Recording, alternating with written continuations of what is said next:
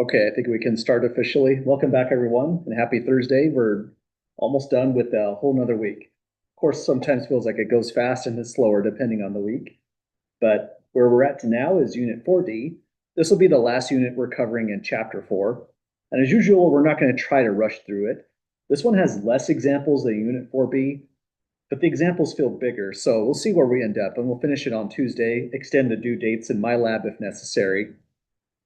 Well, so far, quiz number 5 is due today, and our quiz number 6, the new quiz, is based off a problem in Unit 4B. I think it's one where compounding happens either monthly or quarterly. So we'll have to use the pretty much second form in the notes there. But before we get started, any questions or comments at all, folks, to start us out?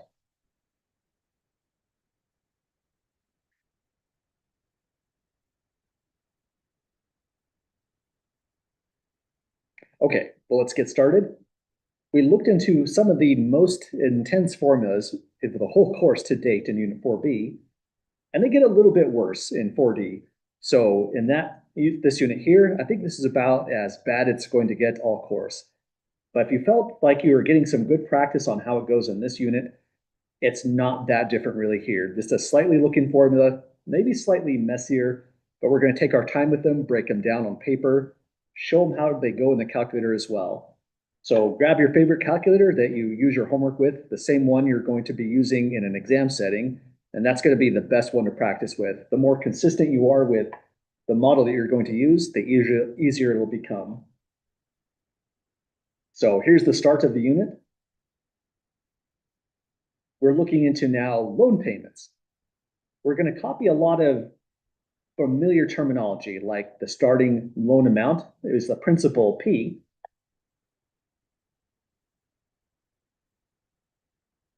If we're talking about, say, an interest rate, we'll call that the annual percentage rate, or APR for short.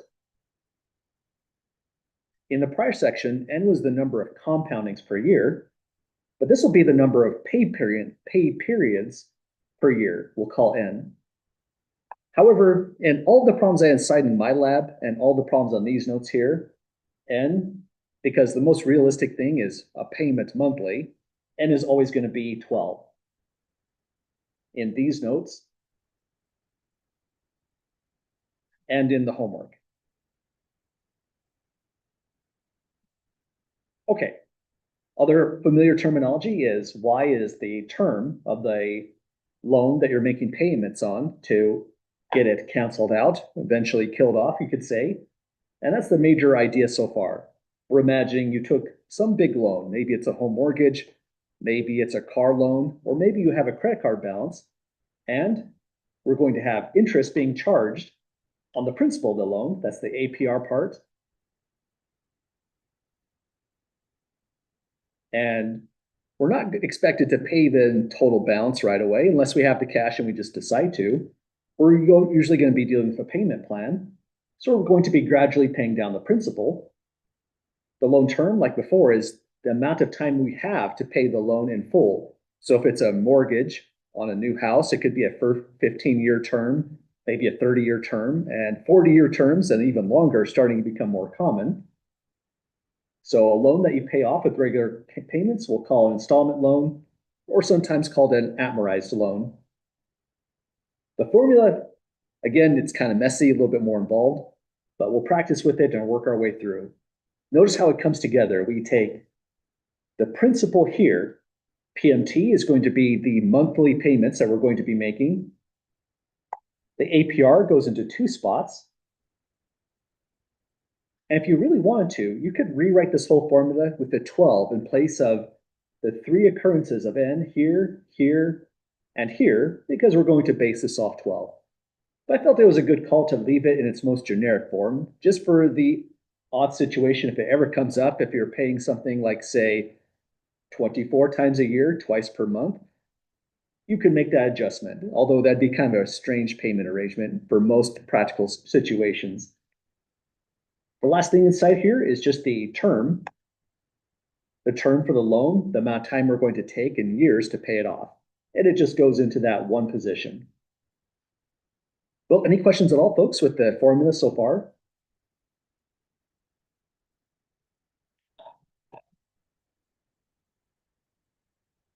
Okay, when I was reading the book for this, when I saw the formula, I thought the brackets were kind of odd here because mathematically you could take the brackets off and that would be just fine. But it was a good choice to actually write in the formula with these two brackets because if you're going to throw this into a calculator, this entire denominator does need to have parentheses wrapped around it. And so the author is just trying to emphasize, be sure to put probably more likely than not parentheses where you're going through the orders of operation. So this is our brand new formula. Let's work carefully with it. And here's our first situation. It says, suppose you're considering taking a business loan. So those sometimes have interest rates that are somewhat manageable, not like a credit card around 28% or so.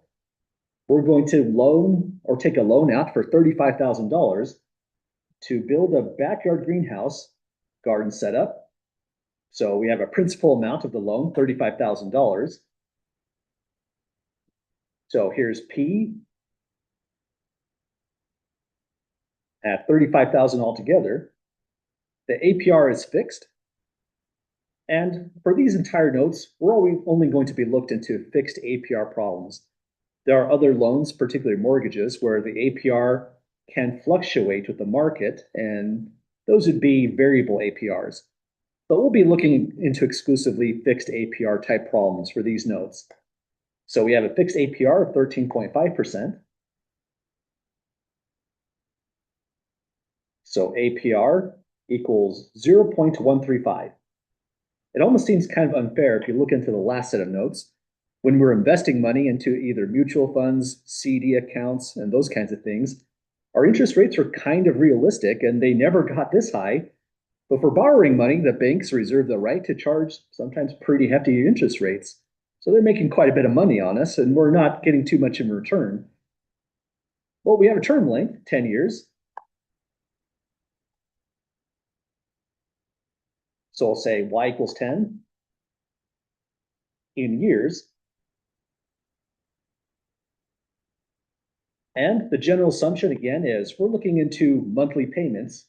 I'm paying back this business loan. So N is implied to be 12 on all the problems we'll be looking into. So we're getting this backyard greenhouse set up to support your dream of becoming a major business owner in the locals farmer market. So we want to be a big player in the locals farmers market, and this is going to be our startup loan to make that happen. Not sure what we're growing, maybe zucchinis or something like that. Well, if this was an exam problem, doing this kind of analysis right here, picking out the values before it even goes into the formula, I would give partial credit just based off this right here. 1 point. I'm not saying if you don't put this down, you're going to lose a point. Like we mentioned before, if you feel really confident navigating your calculator, putting all this information into the formula, and you just give me the monthly payment, I'll accept it for full credit. But that's a high stakes approach. If you want insurance on that and partial credit, this would be worth 1 point. And the next point is just to plug it in correctly, or really the next several points. In an exam, I'm going to give a lot of partial credit just for writing down this correctly. Well, any questions at all, folks, on just the get the values out of the context portion of the problem?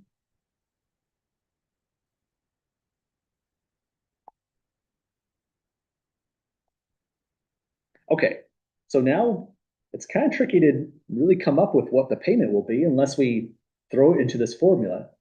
And it's a pretty wild looking formula. The author does show how this is derived in the reading, but we'll take this for granted and use it as is by starting off writing PMT, so the monthly payment we're going to make.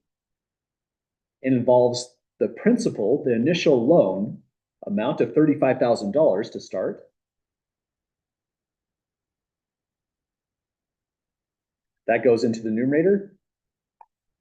We are going to multiply this by the APR as a decimal. So 0.135 and then divide it by 12. So that takes care of the entire numerator portion. And the brackets are kind of nice for visually putting this together. but calculators typically don't have brackets, and if they do, it might have a different meaning. We'll be just using these parentheses symbols again. So just to make it look like how we put in a calculator, I'll use a parenthesis instead. We go 1 minus. And then this part right here almost looks like the same formulas in the last section. Let's call that up just for the sake of comparison, because anything you can see parallel to what we've already done really helps to see how these formulas work. So when we looked into compounding n times per year, this is what the formula looked like. It was a principal 1 times 1 plus APR divided by n to the power n times y. So this whole part, lose the principal, that's in the numerator, is this part right here, except for there's a negative sign on the exponent. So we need to be extra careful with that when we're navigating the calculator as well. But it's nice to see this much parallelism. This chunk right here comes up here, but with a negative exponent. So putting that all on paper, we're going to write 1 plus APR. So that's, again, the 0.135 divide by 12. Close that parenthesis. We have a 12 again right here for n. So this is going to be negative 12 times the value for y, the term length. We want this business loan paid off in 10 years. So here it is, finally all on paper. And if this was a real exam problem, if this is absolutely correct on paper, I really want to emphasize the formulas and how it comes together more than the calculator. We'll do the calculator skill primarily on the homework in my lab. So I'm going to make this worth 3 points of the partial credit out of a 5-point problem. So if you do make a mistake on the calculator, I don't want to make that hugely high stakes. Again, we'll practice the calculator on a quiz setting as well as in my lab. So if you practice a skill of say what the values are, plug them into the formula correctly, this would be 4 points altogether as partial credit. Last point is to get this in the calculator. Well, that's tricky in and of itself, getting this put in. First, before I scroll too far, let's screenshot this so we can reference it on the next problems. Getting this into a calculator like this one presents its own challenge. And based on a question that I had before class in email, thanks again to the student for asking that question, you may not be using this kind of calculator. It's entirely feasible you're using this calculator, and it has its own set of challenges. So for the folks who use the TI-30XA, it's a great calculator because you probably use it in other science classes, physics, chemistry, biology, and so on. It might be the only calculator you can use. We'll practice to see how this one goes at the same time as well. Okay, first let's imagine we're putting it into this calculator. And there's 2 strategies really. You can find the value for the numerator, but if you do that, make sure you keep a lot of digits because rounding errors can be punishing in these notes. Notice it says do not round until the final answer. It'll be money, so we'll round to the nearest cent. Then you can put the entire denominator into the calculator, put that down on paper with lots of decimal points, and then just plug in the results. Or if you wanted to, in the calculator TI-30X2S, here's what it would look like as one single line. Payment would be, you could type this in, it's going to be a long type, but it would look like this: 35000,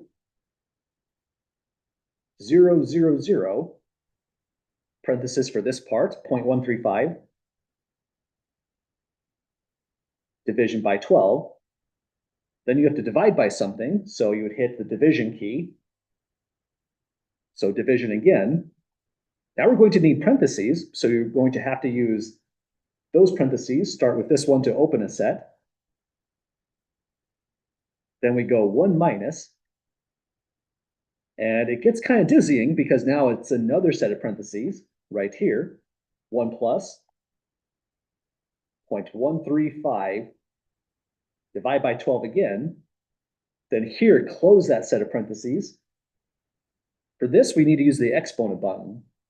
That's this one right here. So it'll go to a power of, and for this, I would just call this negative 120 to make it a little bit easier on the eyes. You need to use that value right there for the negative sign. We can't use the minus key, that could throw out a syntax error. So use that negative sign right there. You'll have something that looks about like this, negative 120. And then we're still not done. We have to close the last parenthesis, which matches with this one we opened clear out here. That was meant to be the bracket in the formula above.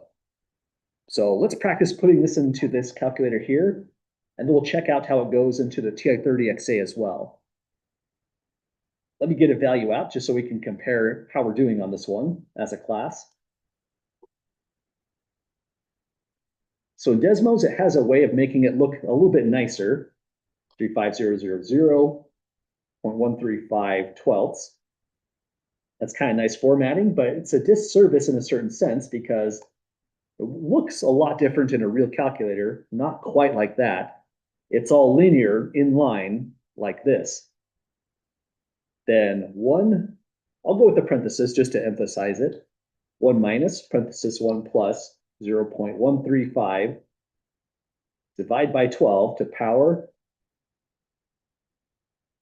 negative 120. And this right here is the implementation in Desmos of that formula. I've got the payment is $532.96. It's quite high, not so much about the principal, it's more the APR is quite a lot. And the term is, well, not that long, 10 years. So for a high APR like this, the payment came out to $532.96. We're going to make that payment for 12 months over the course of 12 years.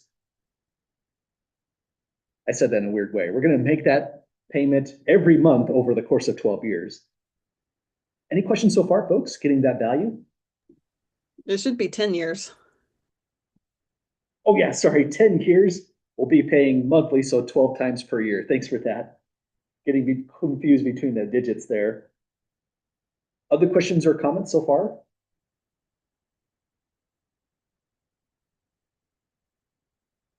Okay, so this is how it goes down in, say, the TI-30X2S.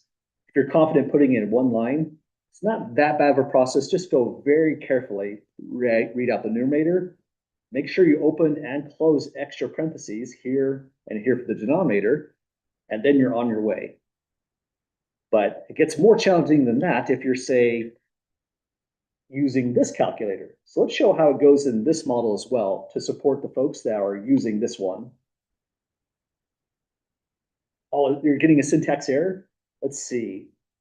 Let me open up another calculator that looks somewhat close to this, and let's see if we can diagnose that.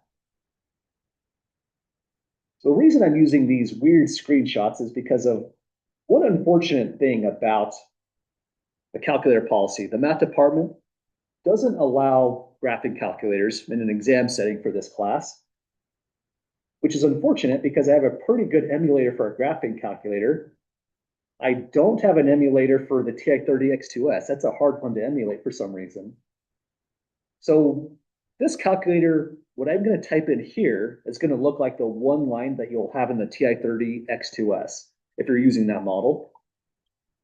It's not a calculator that's allowed in exam setting. It's just a good one for demonstration purposes. Let me turn on the contrast here a little bit more.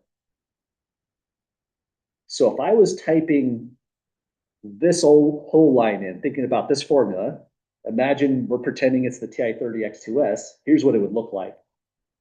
Start with 3500, and definitely no commas. This has a comma, but it's for different things, different functions. We could say times, but it's okay to just open a parenthesis. They'll read that as a multiplication. Then 0.135 division by 12, and close parenthesis, that'll form the numerator. Now this calculator does something funny. Instead of kind of scrolling and you have to use the left and right arrows to see the whole thing, it's just going to wrap down to the next line as we put down the whole computation. That's kind of weird at first, but it's nice because you get to see everything you put in just one screen. So now I want to do this part, the division. So now I hit division key. We open another set of parentheses. It's dropping down to the next line. And now we're going 1. We have to use this minus whenever it comes up as an arithmetic operation. Then parenthesis 1 plus 0.135 division by 12. So we're up to here, close that parenthesis. So you should have in your denominator where you did that first division, an open parenthesis, then an open parenthesis, then we close 1 here, and we're going to close 1 more. But all we need now is the exponent. I'm going to write that in as power negative 120. The exponent on this calculator is right here. It's above the division on this one, but it looks about the same, just an up arrow. And now this is the critical thing. We have to use that negative sign right there to get the actual negative sign. If we use a minus sign, it's going to throw up a syntax error for sure. So go minus like that. And you can spot it's just saying negative number, not subtract, because subtract is a little bit more in line and it's going to look like a longer bar. So hit that one right there, 120, it's 1 and then wrapping to the new line, 20 here. Now I need to close that parenthesis there. So this will be as one line in a TI-30 X2S. Let's see if this works. Hit enter and we get the 532.96. Oh, gotcha. Yeah, that's usually one of the things that's really confusing about these. Minus, you'd think the calculator is smarter enough to know when it's just an ordinary negative sign and when it means to subtract things. But it's like extra literal when it comes to the negative sign versus a subtraction operation there. So yeah, that's something that could go wrong in an exam setting. But again, in an exam, if you want for extra insurance, write these out. Even if you skip this step and jump down to this one, I'd consider this 4 points. If we make a mistake, if the syntax error keeps popping up, it won't be for too much credit in the end of the day, just 1 point out of 5. But that sure is frustrating and it's a homework problem, so I'm glad you asked about that. Other questions so far, getting the 532.96? So I'm using the TI-30XA, and Yeah. I am having trouble calculating the formula. All right, let's give this a try. Yeah, another student was asking about this as well, just for the last section. This one is a little bit more challenging, but once you get good practice, it's not as bad. So we're going to try this out next. Echo says, can the 1 minus and the 1 plus on the denominator cancel each other out? It turns out they don't cancel because of what happens with order of operations is you'd have to do this part right here first in order of operations. So add those together because it's in the grouping symbol. Then the next step in order of operations, oh, what was I doing here? The next step in order of operations is you have to do that exponent part right there. After you do that exponent, then and only then can you do 1 minus the result of all that stuff there. Does that make sense with that question, Echo?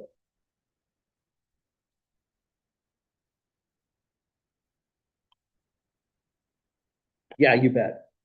And just to go, I keep hitting that wrong key. I need to figure out what button does that. That's really distracting. And another way to kind of look into that, if we look at just the denominator, we go 1 minus 1, we definitely get 0. But the parentheses here would say 1 plus 0.135 twelfths. Just because of that one parenthesis alone, that's what's making it come out differently. And then the exponent's going to change it even further as we go. Okay, let's try out how does it all go down in this calculator next. I want to put this on the next screen just to show how it goes. And let's put some organizing notes. The way I wrote it here, this is about how you would do it in the TI-30X2S. It's kind of a fun calculator because again, you could put a lot of stuff in there, but it has its downside. This is banned for plenty of classes. So it's completely reasonable to want to use this as your go-to calculator. So now this is the TI 30 XA strategy. Now for the TI 30 XA, this is a kind of a challenging formula. It's a little bit worse than in the last section. It's because it really has two big parts, the numerator versus the denominator. So what we want to do is divide this up. We're going to say first, the numerator, do these particular steps.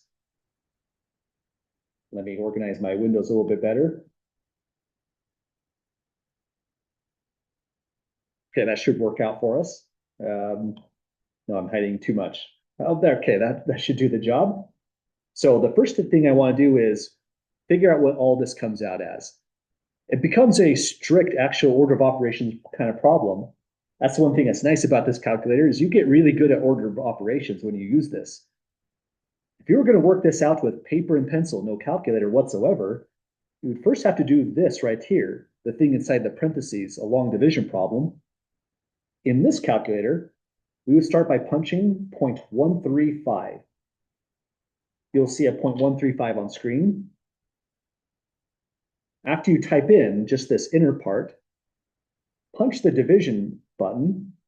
And let me do this as well on my calculator so I can visualize the steps along with everyone. I've punched in a 0.135. So this is what you should see on screen. Hit the division key. Nothing happens. It's still a 0.135.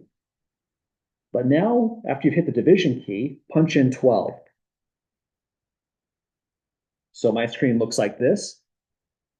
Hit equals right after, and my screen has updated to 0.01125. Let me try again. My screen looks like that at this point. So again, type in 0.135, 0.135 here. Hit division, no change occurs. Then punch in 12, and that's all you'll see on the screen. Hit enter, and this is what you should see so far. So that's this portion right here. Next thing you want to do is just hit the times key right away. Nothing happens. Type in the principal, 35000. Your screen updates to that number. Hit equals right after, and this is what it updates to, 393.75. So following that strategy, I have a numerator value, 393.75.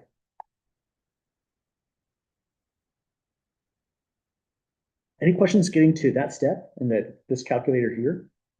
I actually did test this to break it up into the numerator and denominator, and I found out that you can do the 35,000 times parenthesis 0.135 divided by 12 parenthesis, and it will give you the 393.75 too, just in case that's helpful.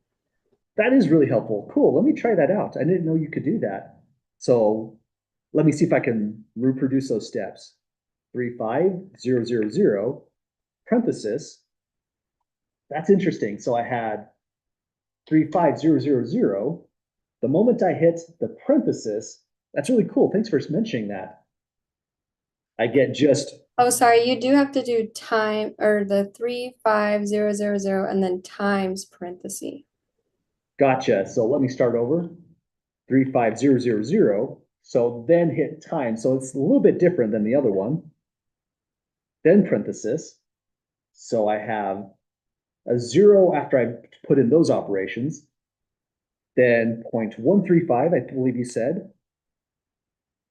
So now I have a 0.135. Hit division. So the division here, no change. Type 12. Screen updates to 12. And would you close the parenthesis at that last step? Is that how it went? Yeah, I did a close parenthesis and then an equals. Gotcha. Right when I hit close parenthesis, it just automatically updated to the 0.01125. I think I forgot something there. That was just this part. Oh, I had to hit equal again. So yeah, you're right. Hit close a parenthesis. I got this number. Then exactly as you said, hit equals again, 393.75. That is a little bit cleaner than going inside out. Just writing up those parentheses, that's a great way to go. Let's see if we can do it with this one next and see how it goes. But any questions so far, folks, on either strategy?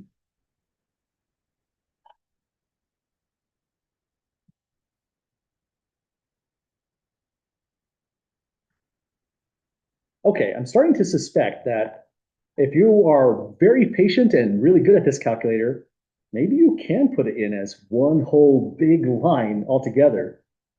But let's try this break it apart strategy first and see how that goes. So I'm going to try the strategy that, as you suggested, using the parentheses. So if I go with that strategy, because I'm already breaking this up as a denominator, I would start with a 1 and then hit the minus key. So I have 1 here, hit the minus key, and no change. I'm still looking at a 1. But I want to put in this entire group. So I'll hit a parenthesis on that. When I hit the parenthesis, it gave me a 0. Now I'm going to put in 1 plus. So now I have just a 1, then 0.035. Uh-oh, I messed up my decimal place. I think I have to start over on that. This is quite tricky, actually. Maybe I'm going to try the inside out method first and see how it goes. And then I'll worry about including the parentheses. Definitely a challenging kind of calculator to get through on this problem. So let me try working order of operations strictly, just this part right here. Type in 0.135.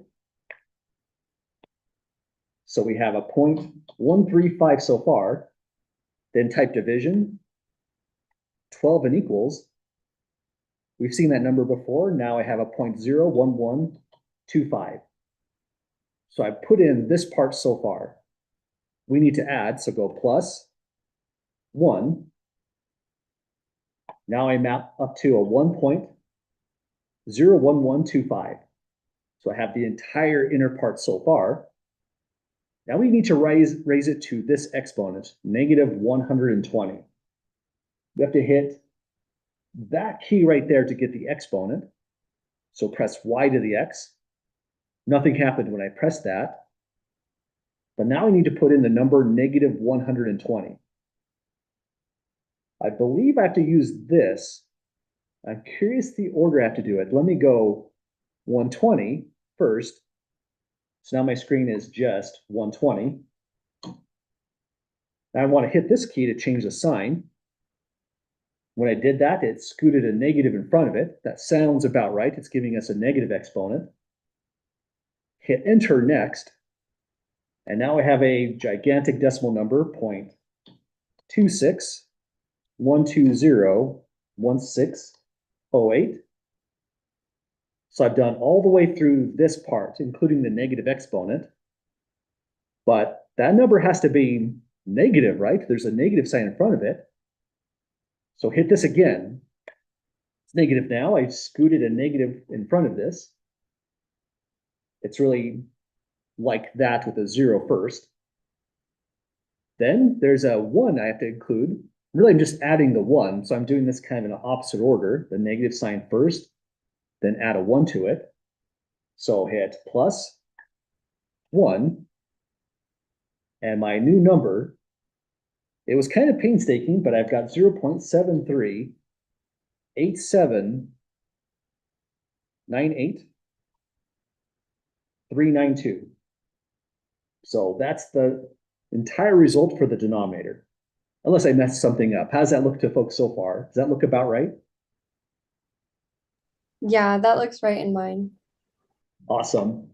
And I'm sure there's a way to do this, right? Just navigating with the parentheses just right.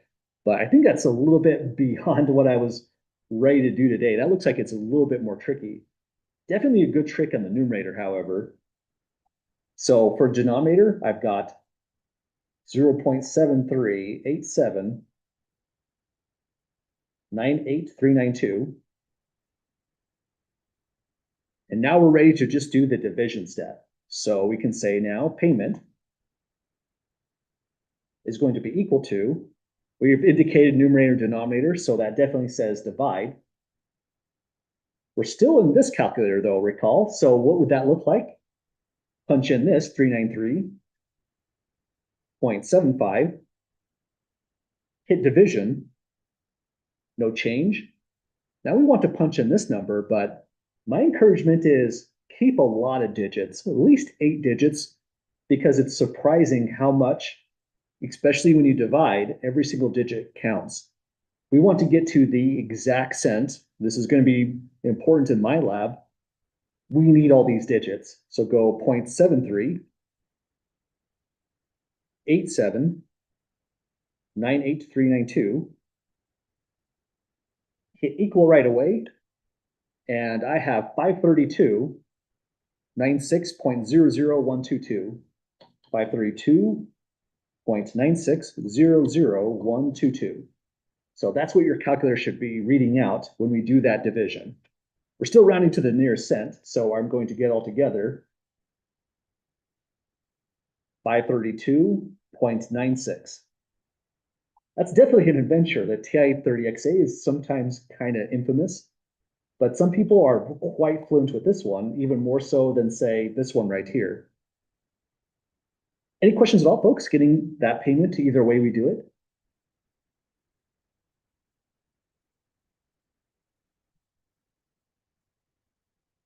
Okay, again, thanks for the suggestions on working through the parentheses. I might practice with this a little bit more. I bet you there might actually be a way to just put that entire chunk in with this particular calculator. That's a little bit beyond my skill set though.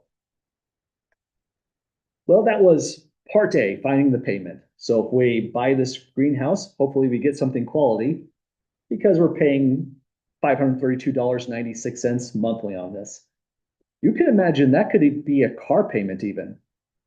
That's a pretty rough APR, so that might be kind of a predatory car loan, or maybe our credit isn't the best and that's what we had to deal with. Except for a 10-year car loan is kind of crazy when you think about it, so maybe not super realistic as a car loan.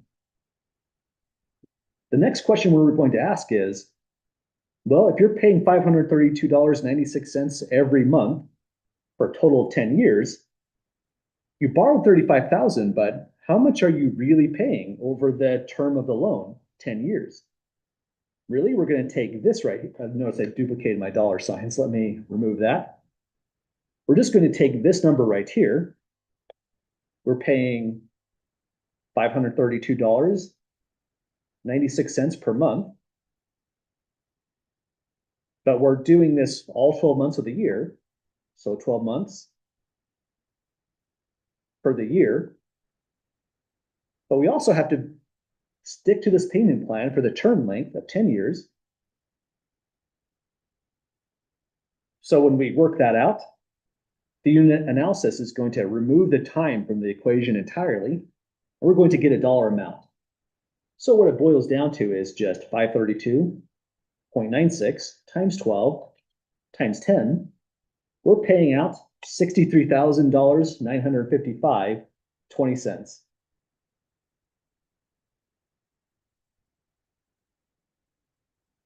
And again, that's quite a lot. If we scroll back out, the original loan, the original principal is $35,000.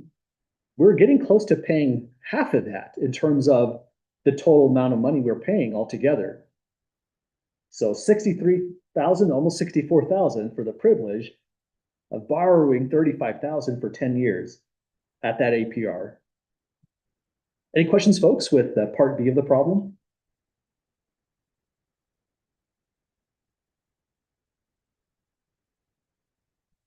Okay, part B is definitely kind of a relaxing end of this after we've gotten through the tricky equations and navigating through the calculator.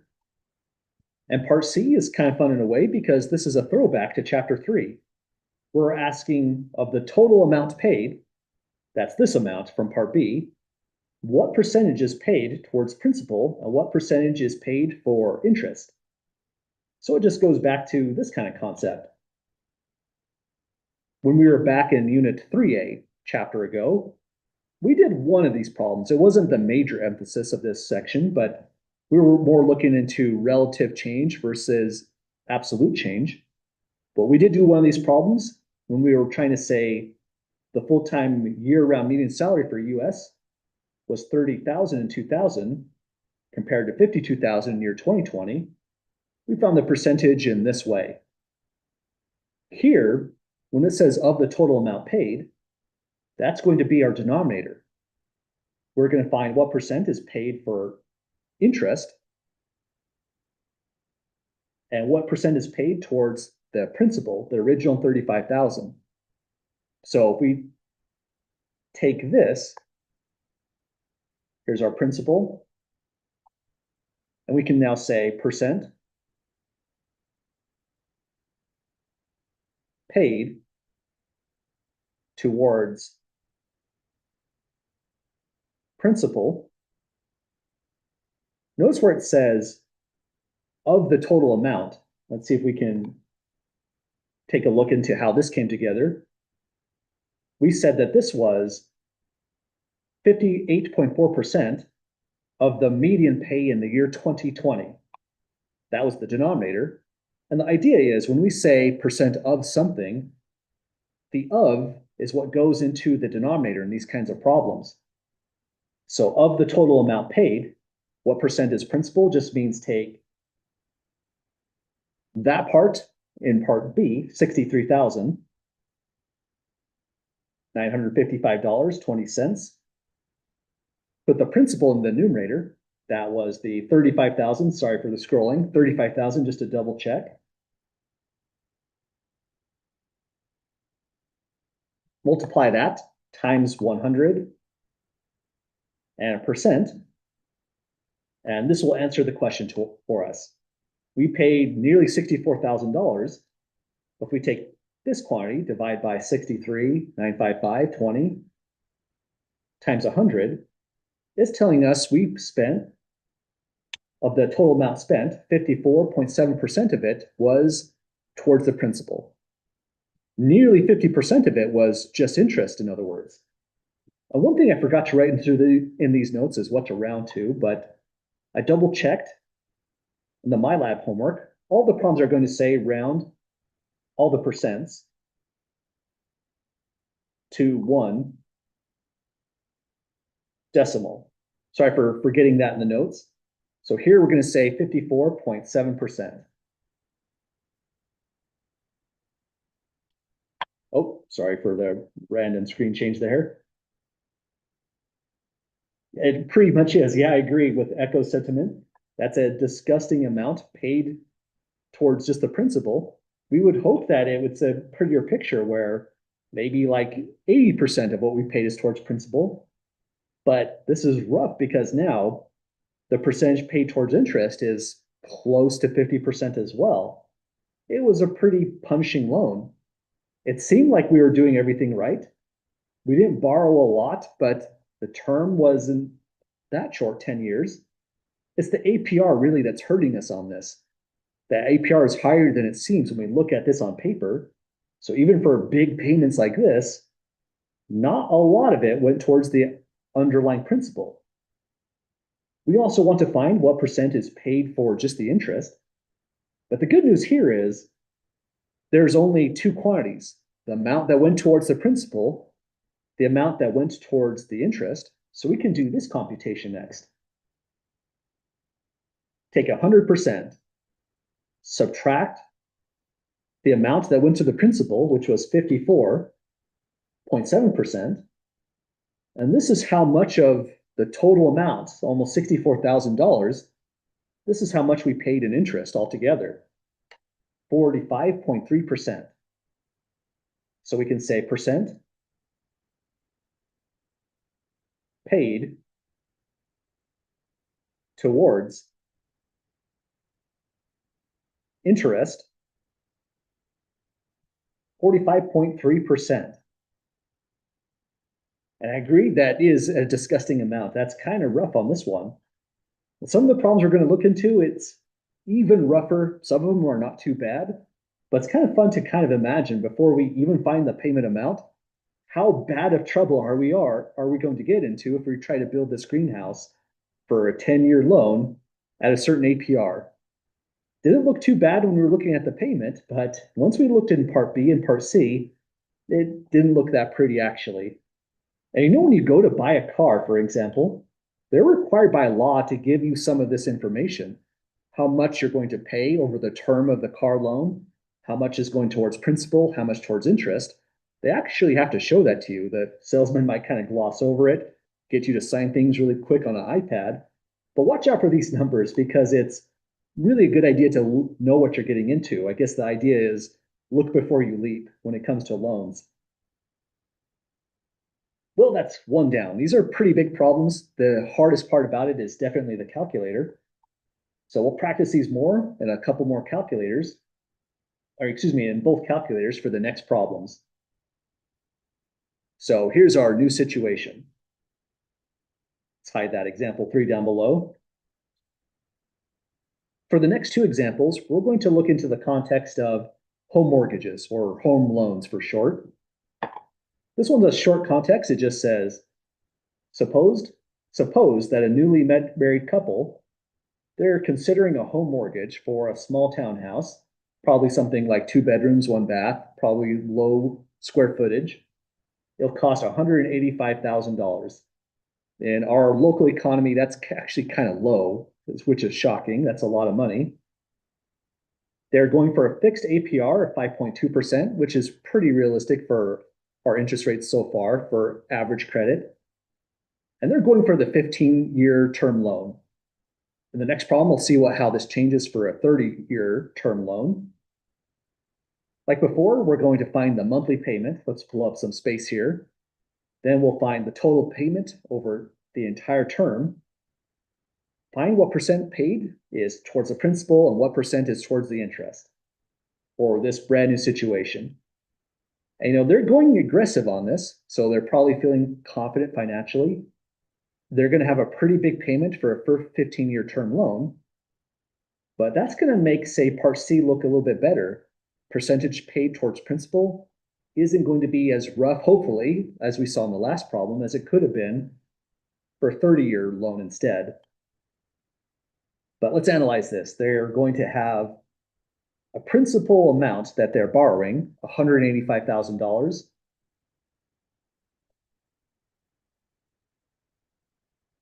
An APR, 5.2%. So much better than the last problem when it was a business loan. So this one isn't too bad for a mortgage. Fun fact, my parents, when they took out their loan, they refinanced in the 90s, and I think they haven't refinanced it. It's still around close to 8% because they were pretty rough back in the day. They started to get nicer as time went on. This is 0.052 altogether. It's always implied N is 12 since we're making monthly payments standard for a mortgage. And last element is that the term length, Y, is 15 years. So now that we have all that down on paper, next thing we want to write down is the entire formula. The payment they're going to make every month goes like this. It's principal, then let's me think about that. I think it's a 1 plus APR. Let's put down the formula just so that, no, it was not a 1 plus APR. That's a tricky formula for me to attempt to memorize. So let's go APR divide by N. Let's put in a 12 on this one because it's automatically applied when we use this formula. N is 12 and all the problems that we're considering. Then a 1 minus a 1 plus APR divide by 12 raised to the power of negative 12 times the term length y. So this is what it would look like as a formula, and I should close that last bracket with just the end value plugged in.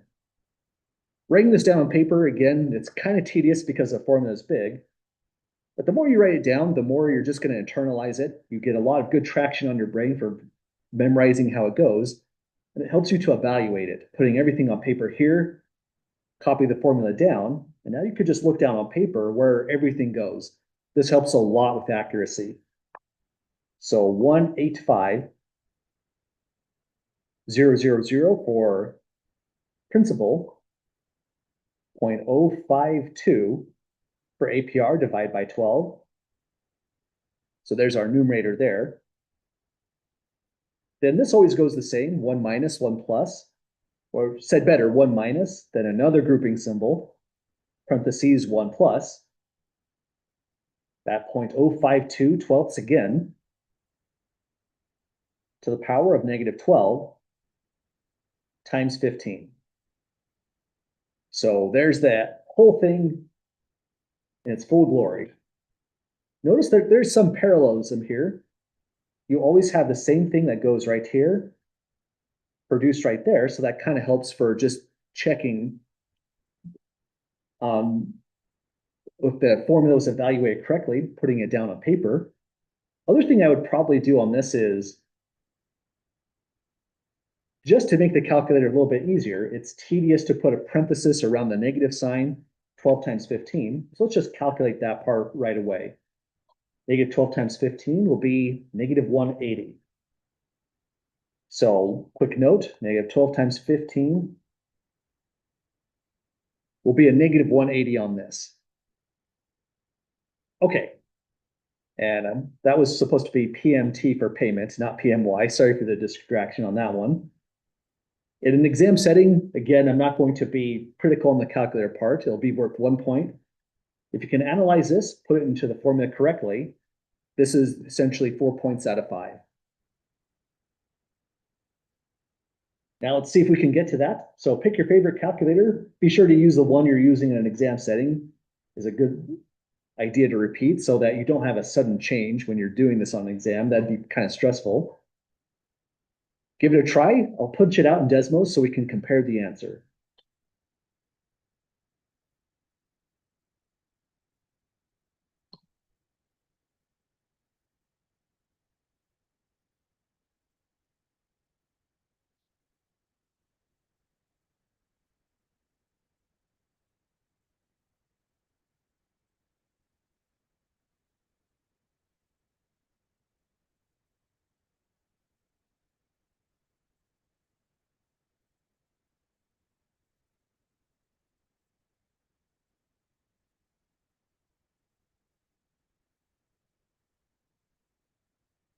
Yeah, absolutely. Good job on that one, Amy. That's what I got here. $14,000. $14,082.31 is going to be their monthly payment. There's some rounding there, so I'm not exactly sure what a real bank would do. Maybe round to 32 cents. It's hard to say for sure. But for as far as the problem goes, this is what we would say. The monthly payment on this 15-year mortgage is going to hurt. But if they can get through that, then they've got an amazing amount of equity in a small amount of time. $14,082.31. Again, depending on your calculator you're using, it's a different adventure versus the TI-30XA or the TI-30X2S. Any questions at all, folks, getting to that number?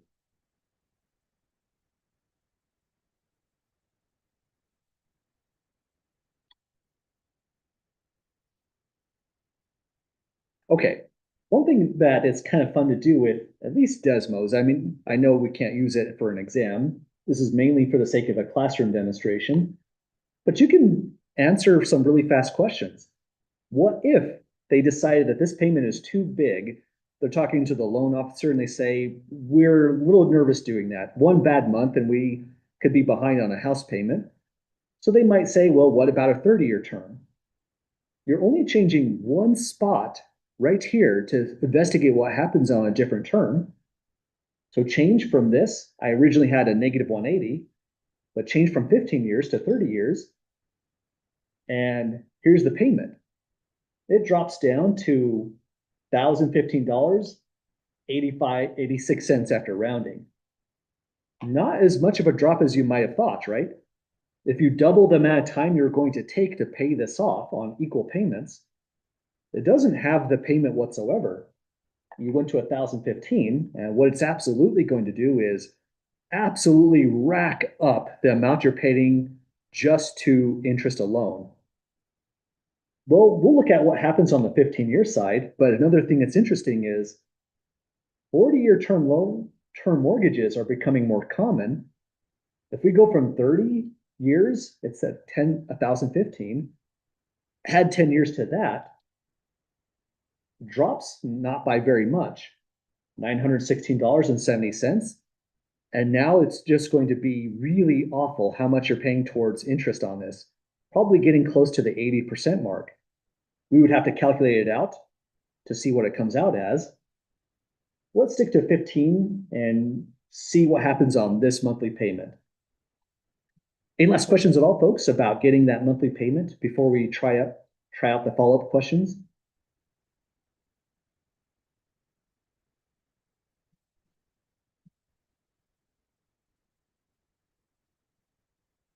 Okay, so let's determine the total amounts paid over time, over the term of the loan. This computation always goes about the same. In the unit analysis, you would take 148231 is the amount of money paid per month. So divide by the unit 1 month, or just month for short. You multiply by 12 months per the 1 year. Then the term length on this one is 15 years. So multiply by 15 years. And here's what we're going to get on this output. Recall the original was $185,000, and a 15-year term, we're taking 1482.31 times 12 times 15. And that's maybe not too terrible. They're going to pay over $250,000. It sounds worse if you say it that way, but 266,815.80 cents. So, in the last problem, the amount that went towards the principal was 54%. This one doesn't look like it's as bad of a picture. So let's see what happens here. We're going to look at what percentage is paid towards principal. So towards principal, it says of the total amount paid. So that implies that total amount goes into the denominator, 266,815.80. Which amount is paid towards the principal? The principal was the 185,000.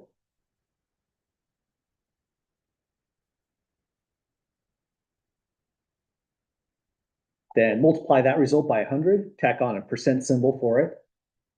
And here's what that picture is going to look like. 185, 3 zeros, 266,815.80 cents. And the amount paid towards principal, that's not so bad. That's close to 70%. It's more than 2/3, 69.33%. And the last problem, it was just barely over 50%, which was not the best picture in the world. So as far as a home mortgage goes, 15 years has its own punishment of a high payment for sure. But the reward is you're actually saving a lot of cash here in terms of you're not overpaying on interest very much. Any questions at all, folks, getting the 69.33%?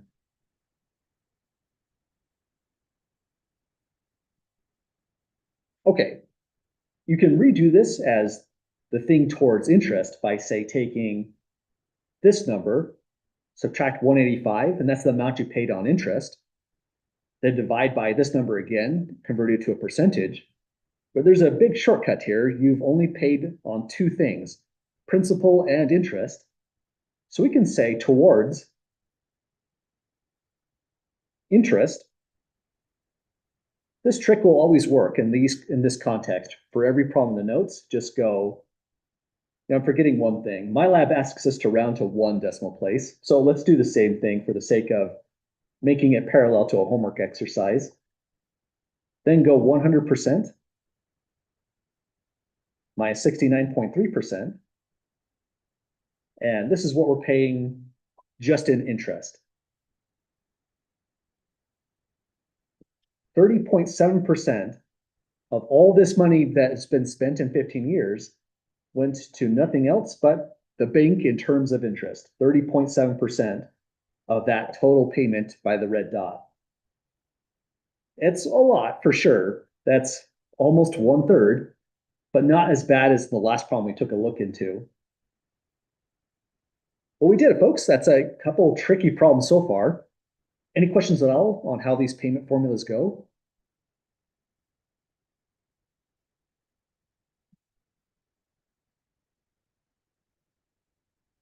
Okay, well, let's try out the next problem then. This one's kind of similar. This one's about a home mortgage. Next one is about taking an auto loan $50,000 to purchase a shiny new BMW 330i at a rough APR. After that, we're going to look into a situation of taking out a credit card and charging up $8,000 on it and trying to pay it off. This one's a pretty realistic context as well. But here's our next problem that we'll take a look into. We're kind of short on time, so we're not going to try to completely finalize this one. Let's just look at how it all comes together. Then we'll review this when we come back on class on Monday next week. Practice out the calculator a little bit more as a warm-up on this one to finish out the notes. So here's the new situation on this one. It says, suppose you are a home mortgage loan officer. So this time you're not the one taking out the loan. You're, say, working for a credit union or a bank, maybe Chase or Mountain America, Westmark, something like that. You're just helping out people with their mortgages. That's a pretty awesome job, by the way. It says you are consulting a married couple that are living in a 3-bedroom house with a 1-bedroom. They have 5 kids, so they're probably not happy. They're trying to upgrade their living situation. They are researching affordability options. So they are not buying anything yet. You're just showing them the numbers as you being a loan officer.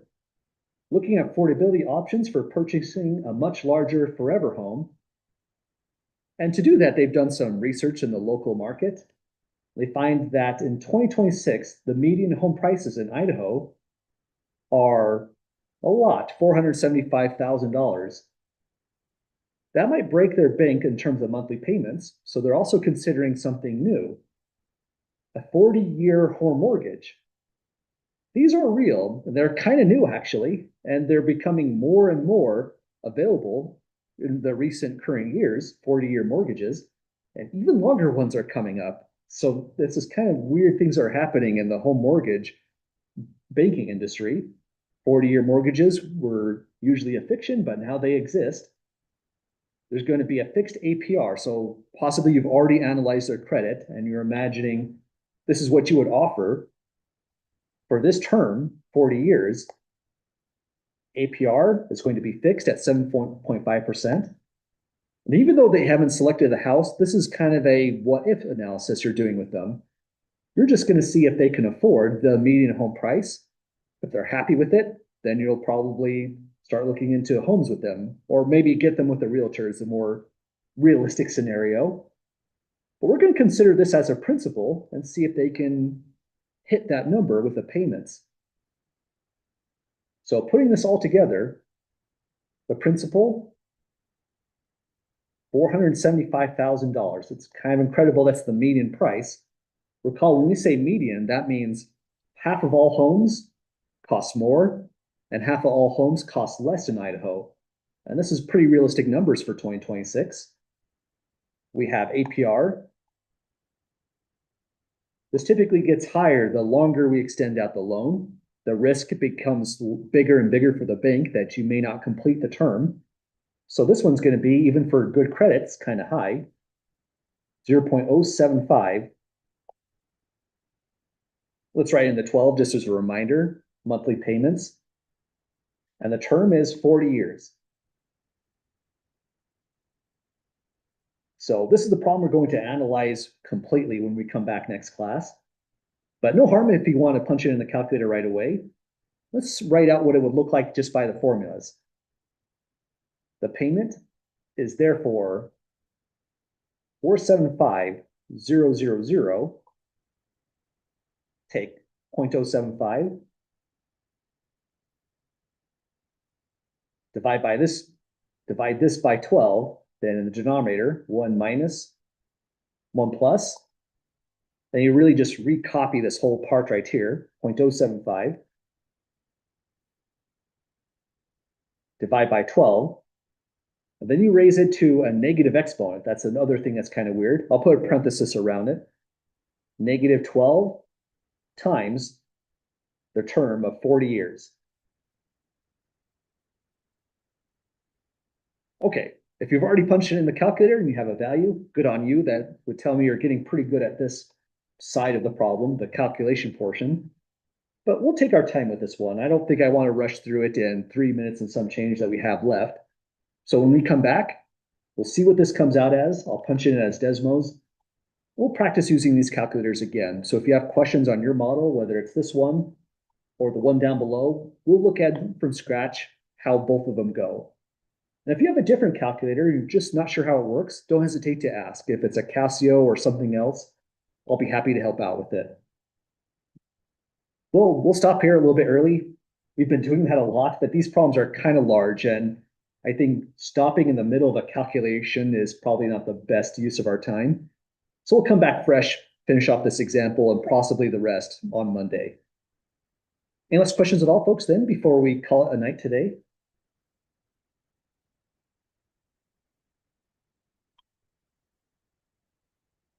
Okay, well, have a great weekend, folks. This is where we'll return to on Monday's class. We'll also be starting chapter 5 next week, so if you want to start taking a look at that, that would be a pretty good use of time. We'll take our time with chapter 5, looking into concepts of statistics next week. But have a great weekend, folks. We'll be back to it on Monday.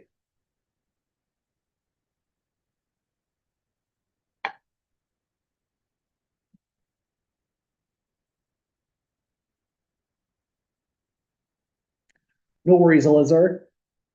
As far as the quiz go, I don't have any penalties for lateness or anything like that. So if you get that one into me, say sometime tomorrow, maybe Saturday, Sunday, that'll be just fine. I'll accept it for full credit.